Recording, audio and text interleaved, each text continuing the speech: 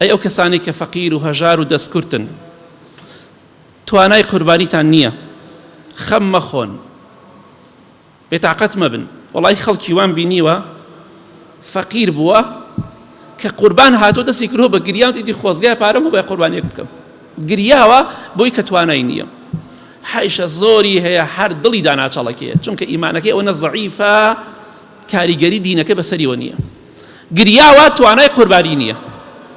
ئەی ئەو کەسانی کە دڵتان خەمبارە، بێتاقەتن، توانای قوربانیتان نییە، دڵخۆش بن، چونکە بۆ پێغەمبەری خوا صلی الله علیه وسلم قوربانی بۆ ئێوە کردووە، ئەوانەی کە نیانە، نەک ئەوەی کاڵێ نیمە و هەیەتی، ئەوانەی کە هەیانە و نیانە جیاوازن، بەڵام هەیەتی دەڵێ نیمە، منیش دەڵێم خوا بە درۆت نەخاتەوە، کە تو دەڵێ نیمە، مادەم حەز لە نەبوونیە خوا بە درۆت نەخاتەوە، نەبوونت کە، چونکە تۆ هەرە کڕوزەیتەوە. خوای گەورە دەفەرمێ قوتیل الئینسان ما ئەکفەرە، ئینسان بە کوشت بچی بۆ ئەوەندە سبڵە و بێوەفای بەرامبەر بە خوای گەورە، بۆ ئەوە نەکڕوزەیتەوە. بەڵێ خۆشەویستان، لە حەدیثێکی صحیحی ئەبوو داود هاتووە، جابری کوڕی عەبدوڵڵاه دەفەرمێ ئامادە بوون لەگەڵ پێغەمبەری خوادا صلی الله علیه وسلم نوێژی جەژنی قوربانمان کرد لە موسەڵا لە شوێنێک لە دەرەوەی مزگەوت، نوێژمان کرد لەگەڵ خۆشەویستی خوادا صلی الله علیه وسلم. ئەو کەسانی توانای قوربانیتان نییە گوێ بگرن، بەڵام بەڕاستی تواناتان نییە. کاتێک کە پێغەمبەری خوا صلی الله علیه وسلم خوتبەکەی تەواو کرد، نوێژی جەژن لەسەر مینبەرەکەی دابەزی، بەرانێکیان بۆ هێنا، بەرانێک پێغەمبەری خوا صلی الله علیه وسلم بەدەستی مبارەکی خۆی بەرانەکەی سەر بڕی. چی فەرموو؟